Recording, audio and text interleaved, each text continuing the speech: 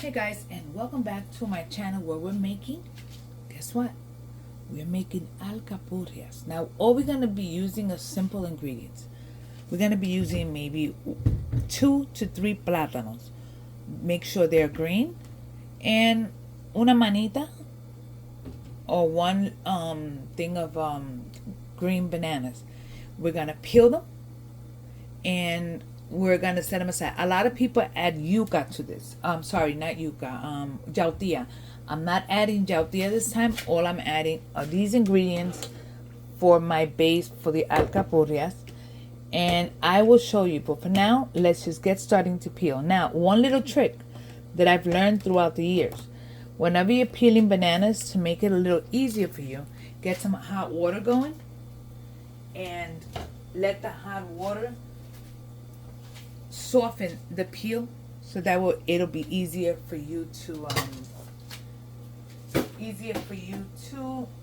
peel your banana. So what I'm gonna do is that I'm going to grab and put it in my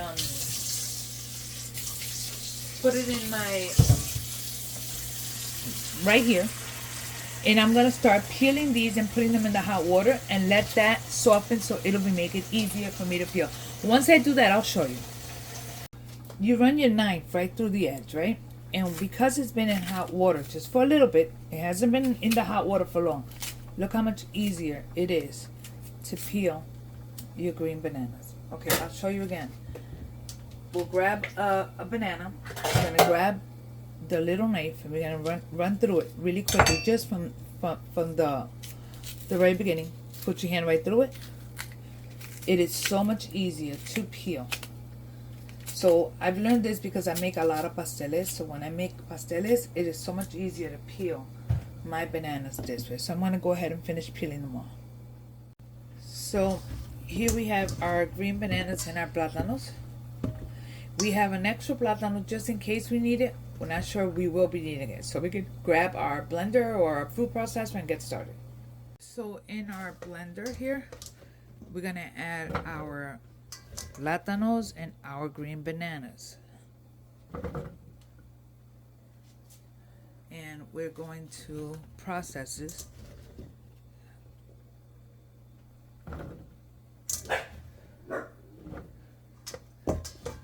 It's going to take a little bit. Let me just go ahead and grab my achote oil, and I'm gonna add a little bit of oil to this, enough because we need it to, and we're gonna go ahead and get this going.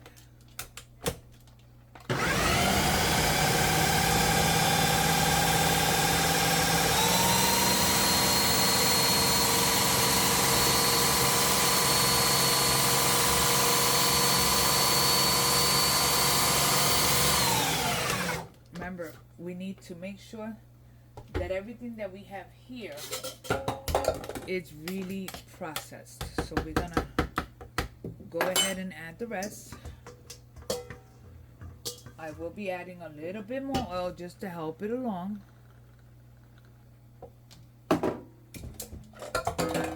And allow this to continue until it's the right consistency.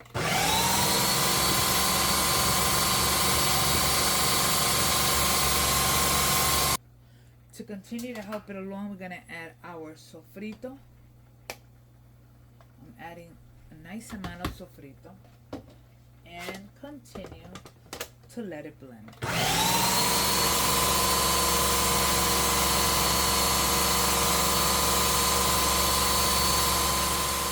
So far so good. We're going to stop it and we are going to scrape everything in. Be patient. It'll come together. As you can see, it's coming together. So we want to make sure that everything. Now, to help yourself here, we could add some flavor in here. So we're going to go ahead and I'm going to hit it with some black pepper. As much or as little as you would like.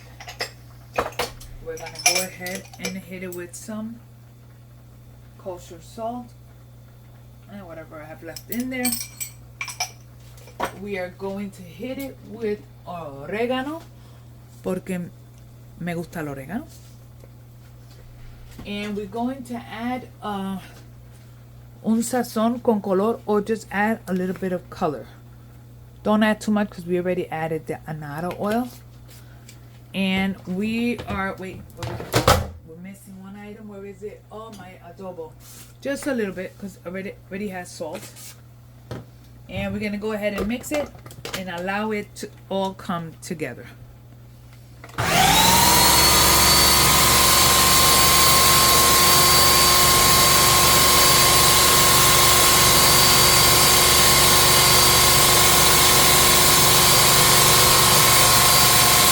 Look how beautiful. Coming together.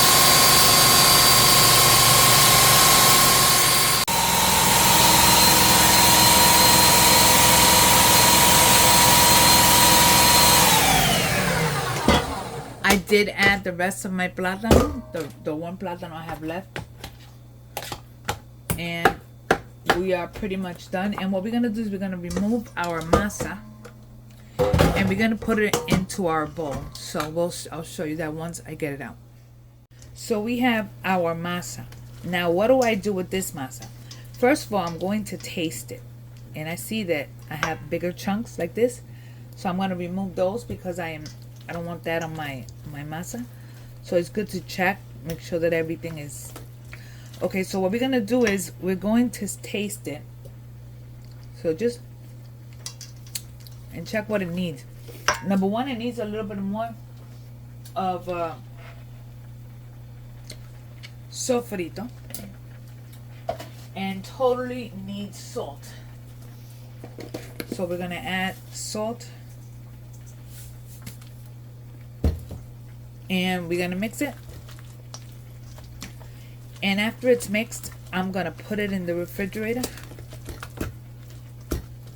We're going to put it in the refrigerator because I want this masa to be a little bit cool. Now, I'm not making the picadillo. Why am I not making the picadillo? Because I already have picadillo in the refrigerator. But you can go back to a recipe where I make picadillo. Or you could just do the picadillo the way you like it. Okay, so this is what we have. This is our masa. I'll retaste it really quick. Make sure it's okay. Fine by me. Put it in the refrigerator, let it set, and we'll be back to make them. So I have some wax paper, and what I do is that I'll take a little bit of spray, and I'm going to add, it all depends on how big or small you want to make your alcapurria. So we're adding 2 of these spoons.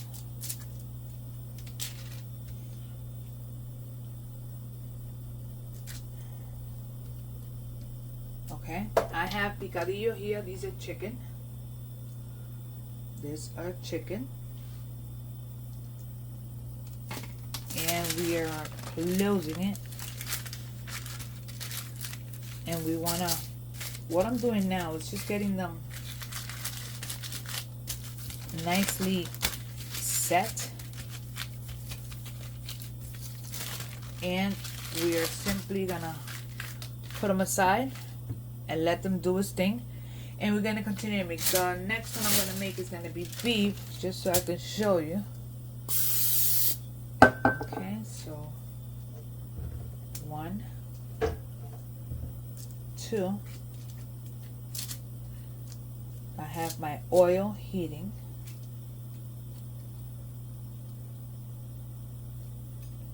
I've got my beef.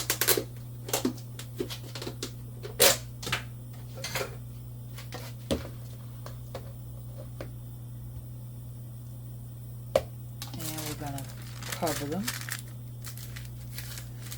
Once I'm ready to fry them, what I'll do is that I'll shape them a little bit more, because we want to make sure that everything on the sides is closed.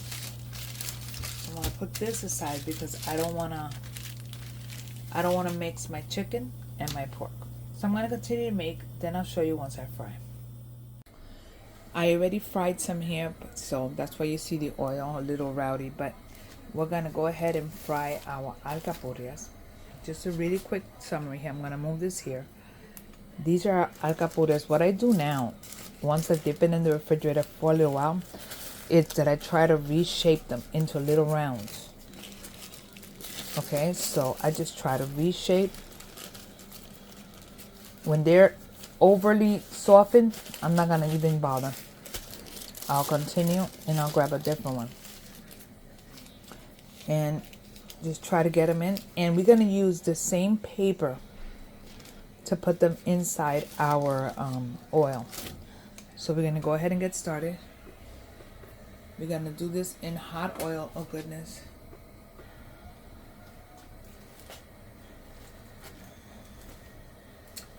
And once we get them in, we're gonna lower the flame.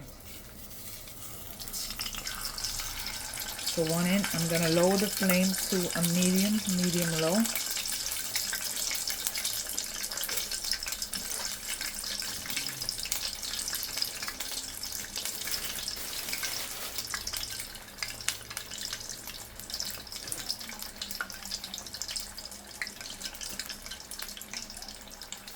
One on one side, one on the other. And we're gonna allow them to crisp up on one end. And the oil is a little dark. Why? Because this has achote oil, so it's gonna automatically release. And I already fried some for the house.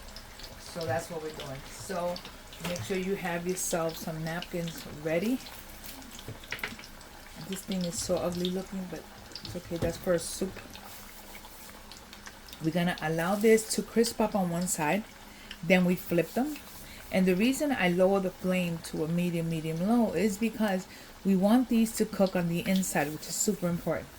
These are to give to somebody in church, so I'm just frying them to take them to him. So let's keep an eye on them, and we'll check back with you in a little bit. Bueno, ya estoy sacando.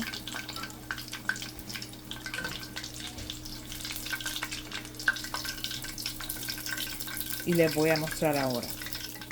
Bueno, aquí tengo los tres que son para una persona. Ya voy a abrir uno en un momento. Voy a cerrar esto. Y nada más. Estos son para entregar.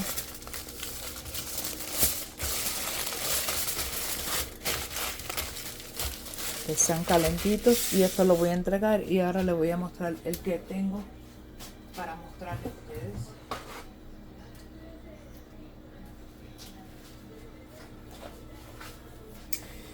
Y aquí tenemos nuestra alcapurria. La voy a abrir y les voy a mostrar. Ahí la tienen. Carne, esa de pollo. Esta es que son deliciosas. Vamos a probar.